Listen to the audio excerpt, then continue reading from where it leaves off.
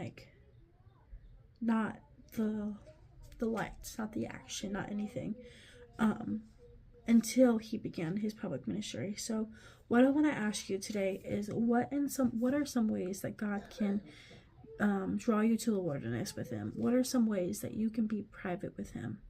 Because if you want to have that time with him, if you want to be able to go out and tell people about Jesus, that's awesome.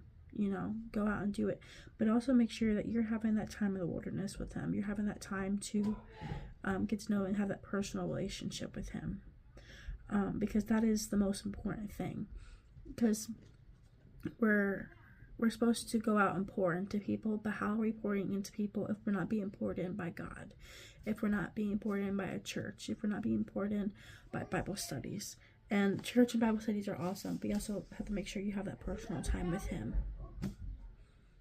And I'm sorry if you hear noises. My nieces and nephews, they're getting ready for school. And it just really struck me, like, am I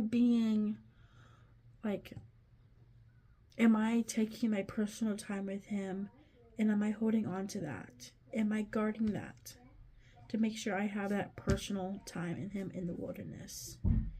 So that's my question is, are you in the wilderness already with him, having that personal time? What are some ways to get to know him even more? And if you're not in that personal time with him, what are some ways that you can? But I hope you have a wonderful day. Show love of Jesus. Be someone's friend. And God bless America. Bye.